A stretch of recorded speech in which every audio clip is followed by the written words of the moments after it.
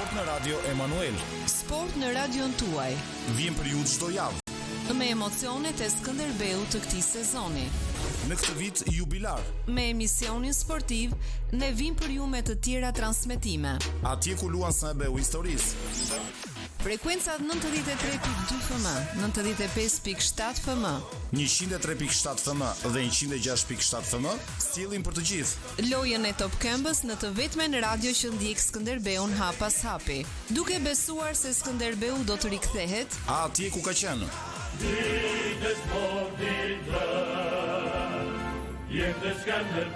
Na ndiqni. Ne pran jush. Dhe ju me ne. Ky është emisioni kësaj jave. Na ndiqni. Ky është emisioni sportiv i kësaj jave. Të dashur miq të Radio Emanuel, jemi rikthyer sërish në studion e Buzëqeshit ditës. Tashmë unë nuk jam më vetëm, është bashkuar edhe i ftuari i ditës, fotografi dhe videografi Marinel Hoxhalli, siç e kam prezantuar edhe në minutat më herët të programit. Përshëndetje Marinel, mirë se erdhur. Është shumë kënaqësi që je sot me ne. Edhe për mua. Edhe po më tingëllon dhe zëri yt radiofonik. Jem e sinqert, unë kisha ngritur mikrofonin tënd shumë, por me sa duket nuk është e nevojshme. Ky është për të më bërë shefin, unë për vete nuk e kam qef fare zënin tim ta dëgjoj. Okej, zakonisht, okej. Faleminderit. Modestia jote. Shumë faleminderit që je sot me ne. Tani për dëgjuesit, ndoshta Marineli nuk e njihni si fytyrë, sepse Marineli është nga ta personat që qëndron pas kuintave, pas kamerës, por unë jam e sigurt që një punë apo një tjetër të Marinelit patjetër që duhet ta keni parë diku. Sepse video, foto të tij gjithandej, dhe besoj që i ka shpëtuar dëgjuesve, sidomos videoja e fundit që u bë virale, një video e dardhës e mbuluar nga bora, të cilën e shpërndau edhe kryeministri Edi Rama. Marinel, si ishte ai moment për ty kur u shpërnda ajo videoja? Na trego pak edhe si ndodhi kur e filmove, çfarë kishe ndërmend? Ku doje ta publikoje? Çfarë doje të bëje? Po e nis nga fillimi atëre. Ideja nuk ishte fare për të bërë ajo videoja. Ne kemi shkuar bashkë me dy DJ nga Kosha, Aleksin edhe Miçon, edhe kemi filmuar një orë live set në pista e skive që është në Dardë. Dhe ndër të tjera për të mbushur këtë live setin me DJ, filmuam dhe me dron. Po shkuam një ditë më përpara që atë ditë ishte migull, nuk shikoj asgjë. Nuk filmuam atë ditë, shkuam ditës tjetër dhe me sa na tha edhe vajza që punonte atje, tha ishte dita më e bukur e sezonit ajo, dita që është në video. Unë kam qejf që pjesë të vogla t'i postoj në Instagram, në rrjetet sociale, edhe thjesht e postova atë për shefin tim. E kuptoj. Ndërsa kjo pjesa tjetër e postimit të kryeministrit s'është hera e parë, se edhe foto për shembull ose video të tjera ka postuar, por gjithmonë pa logo. Domethënë është pa të drejtat e autorit. Po, gjithmonë. Kjo është historike, do të shumë mirë këtë pjesë, po u bë sebef, po themi Kristina Zisi që bëri atë shkrimin edhe me të drejtë për të vendosur të drejtat e autorit. Edhe filluan pastaj vërshuan komente që pse nuk i jep të drejtat e autorit. Filluan u bë një goxha virale si duke të bërë tag. Po, ishte kështu. Po unë jam e sigurt që videoja nuk u bë virale vetëm se nuk kishte të drejtat e autorit, por edhe për shkak të bukurisë që jo, ishte realisht shumë e veçantë. Unë për shembull kam pasur edhe kam akoma qef Game of Thrones. Edhe kishte atë mood pak videoja, edhe në audio po edhe në imazhe. Ti vetë prisje një reagim të tillë në momentin që e filmove? Jo, fal. Unë zakonisht nuk vendos as logo, as nëpër video, as nëpër foto. Okej, një pjesë të fajit e ke vetë atë. Jo, s'është pjesë e fajit, e kam kështu. E kam nga vetja, nuk më pëlqen, më duket si një shtojtë së kota ajo pjesa e logos atje. Edhe nëse i marrin, i përdorin fotot e mia apo videot e mia, mjafton që unë e di që e kam bërë unë edhe mjafton ajo pjesa e kënaqësisë. Nuk është se kam jo kur ajo vlerësohet. Jo për të treguar modest, po as me megaloman për shembull për këtë pjesë, po nuk më ngjit shumë ajo pjesa e. Më duket si pa lidhje ajo pjesa e logo. Jo se e bën keq ata që e vendosi, po Okej, të gjithë jemi të veçantë, mendojmë kështu. Ndoshta herën tjetër kur unë të ftoj në program ti mund të kesh filluar të vendosësh ato logot, të kesh ndruar mendjen e ti, kështu që s'ma merr mendja, po nuk i di është në rregull, është në rregull. Kur filmon apo fotografon natyrën, si në rastin e dardhës, çfarë është ajo që kërkon të kapësh më shumë? Ndoshta bukurinë, qetësinë, emocionin e momentit? Unë nuk e se filmoj shumë natyrë, domethënë shumë rrallë më ndodh që të filmoj natyrë ose kështu, edhe fotografoj. Më shumë domethënë kënaqësia ime më madhe është kur filmoj, fotografoj njerëz, sidomos momente. Do flasim, do ndalemi pak më vonë më shumë dhe te kjo pjesë. Dërsa në pjesën e natyrës, natyra është e bukur vetë, kështu që s'ke çfarë ti shash, po më shumë më pëlqejnë këto vendet e qeta. Domethënë si pjesa e dardhës që tregojnë atë paqe më shumë, po qetësi, paqe. Shumicën e videove që kam bërë, që nuk janë shumë domethënë në natyrë. Ndërsa me njerëz është tjetër gjë. Rreth e rrotull nga do, si personazhe të njohur ke fotografuar, ashtu edhe persona të thjesht në rrugë, por unë do doja të ndaleshim pak si ka filluar rrugëtimi yt në fotografi apo në video. Ka pasur një moment kur e kuptove që po, kjo është ajo që unë dua ta bëj seriozisht. Po, atëre, të nis nga fillimi. Unë si fillim të falenderoj një Danielin Dervishin, që është jo shok, po unë kam si vëlla. Edhe nga ai e kam marrë spunton, që shumë i vogël, 15-16 vjeç. Unë shikoja Danielin kur punonte në Photoshop, e shikoja lejera, gjëra kështu, edhe thoja, as kam ti mësuar ndonjëherë këtë. Pastaj me kalimin e kohës në 2014 hap studion Danieli këtu në Korçë dhe më thotë mua do vishta që të ndërkohë më përpara unë isha që e ndihmoja asistent, domethënë kur bënin filmime ose video ndriçimin, audion, gjëra të vogla. Ai sa për të rëndësishme, po patjetër, po me çfarë më thoshte e ndihmoja e bëja. Se kur hapëm studion gradualisht fillova edhe gjëja e parë që kam bërë edhe e them gjithmonë atë vendosja logot. Që logo është gjëja më bazike që mund të bësh, si të vendosësh këto vullat në një letër. Në një dokument. Po më dukej shumë arritje ajo. Pastaj gradualisht me kalimin e kohës, fillova foto që po bëja në fillim. Pastaj Danieli më shtynte më shumë, po mësoj edhe video, se video është e bukur. Ne gradualisht me praktikë, me shumë punë, sot ku jemi thon 12 vjet pak a shumë. Që kanë kaluar nga starti, po themi, i të marrit me foto edhe video. E kuptoj. Shumë të njohin për syrin tënd artistik. Të syrin artistik e ke pasur që në fillim dhe Danieli e ka kuptuar, apo të është dashur shumë punë, përpjekje? Jo. Unë se kam pasur, nuk është e kam menduar që kur të rritem do bëhem fotograf apo do bëhem videograf. Fare, siç janë ato ëndrat e fëmijëve që do bëhem astronaut apo kështu që janë, s'kan lidhje fare. Thjesht kjo ka ardhur me kalimin e kohës, që kam zbuluar rrugës. Qa më ka pëlqyer mua gjithmonë nga se po flas për Danielin, sepse gjatë gjithë kohës më shumë kam nejën me Danielin se sa me vllajin, kur i thonë, edhe nga ai kam më shumë gjëra. Edhe kjo frymëzimin apo çdo gjë tjetër nga ai më ka ardhur. Edhe më pëlqente shumë, nuk më ka pëlqyer fotografia në fillim apo videoja si gjë. Më ka pëlqyer eksperiencat që më ka treguar Danieli, që se ai ka jetuar në Greqi, ka punuar jashtë me dokumentare dhe këto, dhe unë ngelesha kur më tregonte që kemi shkuar në Egjipt, kemi filmuar, kemi shkuar këtu, kemi filmuar, kemi kaluar kështu. Këto më intrigonin më shumë. Okej, më pëlqen. Po, këto më kanë intriguar më shumë. Pastaj me kalimin e kohës, gjithmonë këtë kam pasur dëshirën që lirinë që të jep në lëvizje, në njohje e njerëzve të rinj, eksperienca të ndryshme, edhe tani po themi ka disa vite që po i marr këto frytet, po themi, edhe lëvizjes edhe të. Okej, na trego pak cilat janë vendet më të bukura që ke vizituar edhe fotografuar atëherë. Po, në vende më të bukura që kemi shkuar, për shembull në Europë që kemi qenë, Greqi, Kroaci, kështu, Maqedoni, Malizi janë këto. Që kemi shkuar, që janë afër. Po më i bukur Parisi që është i bukur, mua për shkak nuk më ka lënë ndonjë shije, wow. Ti je te kjo pjesa e njerëzve, e di që është një grup njerëzish që mbeten pak të zhgënjur nga Parisi. Unë nuk e di pse, personalisht nuk kam mbetur e zhgënjur.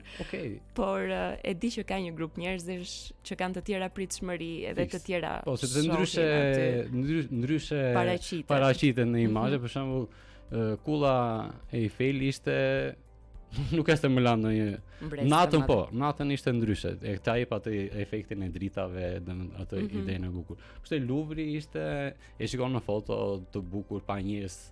Në momentin që kemi shkuar ne ishte vetëm Louvri nuk shikohej, domethënë shikohej vetëm njerëz, mizeri, lëvizje. Po nuk është se i ul vlera atë. Ky është efekti i fotografisë. Çfarë na bëni ju fotografët të shohim edhe kur shkojmë aty pastaj nuk gjejmë të njëjtën gjë. Dini të kapni të bukurën. Më ka pëlqyer shumë. Edhe këtë pjesa e Gjermanisë, Menio edhe këto. Jo se kam lëvizur në shumë vende, se duke sigur kush e di ku kam shkuar, por në këto që kam shkuar, për shembull Amsterdami më ka pëlqyer shumë. Ka vende të bukura të veçanta për çfarë të kapësh. Po diskutonim pak më parë që të pëlqen shumë të fotografosh edhe njerëz, njerëz të famshëm, kalimtar, modele, sportist, po ashtu. Sportist kohët e fundit shumë sportist. Është pjesë e punës tënde, apo jo? Çfarë kërkon të kapësh në portretet e tyre dhe si e krijon atë lidhjen me personin përpara objektivit? Po, shiko, se këtë muhabet bëj gjithmonë me shoqet apo me shokët që ka foto që mua më pëlqejnë shumë, ka foto që ata mendojnë se nuk janë të bukura, po unë nuk e shikoj më shumë në pjesën që është bukur apo se është bukur. Çfarë më pëlqen mua kur shkrej foto është nëse jam, domethënë më pëlqen mua si gjë është shumë okay, nuk si pëlqej të tjerëve. Më transmeton, unë gjithmonë pres fotografia në thelb është të kapësh momentin, domethënë ideja e momentit, se mund të jenë në disa fotograf në të njëjtin vend të kapin të njëjtin person, po ndryshe do shpreh dikush, ndryshe do shpreh dikush tjetër. Unë kam qejf që të kap historikisht, po them historikisht sigurisht, po bën 60 vite në këtë punë, po. Okej, 12. Po, në këto vite më pëlqen më shumë të kap momente që shprehin diçka në esencin e lëvizjes, që të jetë një foto por që tregoj edhe një lëvizje. Domethënë që nuk e di si ta shpjegoj fiks tamam, po që të jetë një foto që tregon edhe një vazhdimsi tjetër, domethënë bën një lëvizje dore që do shkojë diku. Edhe koncepti im, po themi, që është imi, po për fotografinë është zbatuar, po, është që pritja e momentit, jo thjesht të shkrepësh, domethënë të kesh aparatin dhe të shkrepësh. Domethënë ti e di që e jona ka një bidon me ujë dhe do e pije, ti mund ta kapësh në shumë momente e jonën. Në momentin kur e ka afruar pak tek buza ose sa ka vënë buzën e këtë, po ti pret momentin që mua në atë moment për shembull më pëlqen ideja është sa e heq, po themi. Ose sa është kontakti i parë me buzën. Kjo është ideja e fotografisë për shembull, edhe në futboll që se kohët e fundit po merrem shumë me sporte tjetër gjë. Është momenti i kontaktit kur topi prek kokën, po themi, ose një lëvizje. Ti e di shumë mirë që kur e ke idenë e futbollit, po themi, që do bëhet një korner dhe sa kohë do që të shkoj topi në zonë dhe pret momenti që të shkrepësh kur të arrin në zonë. Në këtë linjë janë të shkrepurit, po. Cili ka qenë momenti më i bukur apo emocionues që ke përjetuar pas kamerës? Po ka shumë. Përveç udhëtimeve. Për mua çdo moment është ndryshe, po okej, dy momente po them, më të bukura kanë qenë një ka qenë fronëzimi i mitropolitit të Korçës. Unë nuk e di, e kam përjetuar shumë atë pjesë. Unë nga mbiemri jam, domethënë nga familja musliman, po nuk është se kam ndonjë kështu ndasi për këtë pjesën e feve, po që thjesht vetë më pëlqen më shumë pjesa e ortodoksisë. Edhe atë ditë nuk e di pse ka qenë kështu një tjetër emocion. Përjetim emocional. Nuk e kisha përjetuar atë pjesë. Ai ka qenë ditë kështu shumë emocionuese, edhe një tjetër ka qenë në 2022-shin kur ishin bashkë me Danielin. Danieli bënte foto, unë bëja video, ishte finalja e kësaj Conference League që bëhej në Tiranë dhe luante Roma me Feyenoordin. Nuk isha në stadium, se tjetër emocion do ishte ajo, po bënim televizjen nga pazari ku ishin vendosur tifozat e Feyenoordit dhe nga amfiteatri i liçenit ishin tifozat e Romës. Dhe shkonim herë këtej dhe herë andej. Po kënaqësia që ndjej kur filmoje këtë pistën ku ishin vendosur ata Shqiptarët. tifozat e Feyenoordit. Jo, të Feyenoordit janë Mendova që holandez. kishte aty edhe Shumë pak ishte shqiptar. Okej. Po ishte kjo Se të ndjesia shikosh e patriotët e tu, mendoj që është një emocion Po tjetër gjë është ajo, Okej. po ata kishin një rrymë domethënë të festuar edhe të kënaquri që ishte para ndeshjes kjo. Edhe e kishin e shijonin në maksimum atë pjesën. Më ka qenë shumë e lezetshme si eksperiencë. Nuk të ka zgënjur pra fotografia, ti Jo, ka jo. dhënë këto momentet e veçanta që i prisje dhe i ëndëroje. Ka ndonjë vend në Shqipëri që ende nuk e ke filmuar, por e ke ndërmend? Po ka shumë. Ka shumë Shumë vende. po Shqipëria ka shumë vende, po qef shumë kam të shkoj në Theth. S'kam shkuar akoma. Duke sigur kush e di ku është, po nuk kam shkuar akoma. Po, po. E kam shumë qef atë pjesën. Një perle e Shqipërisë. Po. Shumë bukur. Jo, ndërsa tani nga që po fotografoj çunat e skuadrës së Skënderbeu, kemi lëvizur goxha në Shqipëri, kam lëvizur edhe më përpara, po në Theth akoma s'kemi shkuar. Okej, duhet Besoj, po, duhet duhet. menduar Skënderbeu, duhet i çoj çunat në Theth.